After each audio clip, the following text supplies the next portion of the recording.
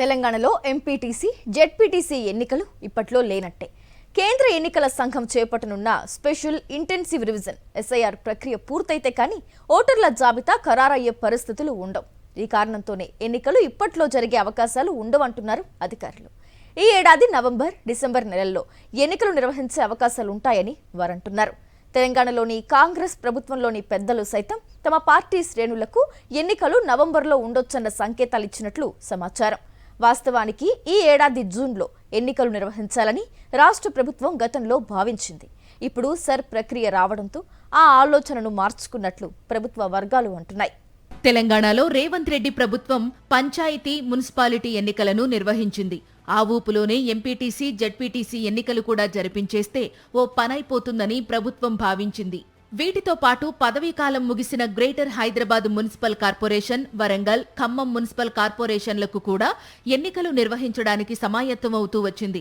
June లేదా July నెలల్లో ఈ ఎన్నికలన్నీ ముగించేయాలని అనుకున్నారు. దీనికి సంబంధించి రాష్ట్ర ప్రభుత్వం కసరత్తులు చేస్తోన్న తరుణంలోనే కేంద్ర ఎన్నికల సంఘం తెలంగాణలో స్పెషల్ ఇంటెన్సివ్ రివిజన్ ప్రక్రియకు గ్రీన్ సిగ్నల్ ఇచ్చింది.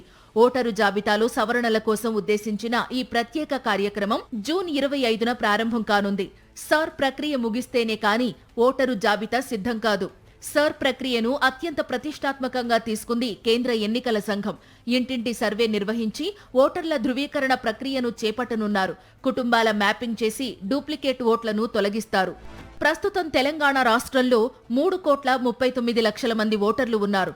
ఈ ఓటర్ల వివరాలన్నీ పునఃపరిశీలించి అక్టోబర్లో తుది ఓటరు జాబితాను విడుదల చేయాలని అధికారులు లక్ష్యంగా పెట్టుకున్నారు. ఈ క్రమంలోనే అర్హత లేని ఓటర్లు ఉంటే వారి పేర్లను జాబితా నుండి తొలగిస్తారు. ఇది పూర్తయ్యేంత వరకు ఎటువంటి ఎన్నికలకు గ్రీన్ సిగ్నల్ ఇచ్చే పరిస్థితులు ఉండవని ఎన్నికల సంఘం అధికారులు స్పష్టం చేస్తున్నారు. అక్టోబర్లో ఓటర్ల తుది జాబితా విడుదలైన వెంటనే ఎంపీటీసీ, జెడ్పీటీసీ ఎన్నికలకు నోటిఫికేషన్ ఇచ్చే వీలుంటుంది. గ్రేటర్ హైదరాబాద్ను 3 కార్పొరేషన్లుగా విభజించి 3ంటికి ఎన్నికలు నిర్వహిస్తారు. వీటితో పాటు రాష్ట్ర వ్యాప్తంగా ఎన్నికలు జరగాల్సి ఉన్న మున్సిపాలిటీల్లోనూ ఎన్నికలు నిర్వహిస్తారు.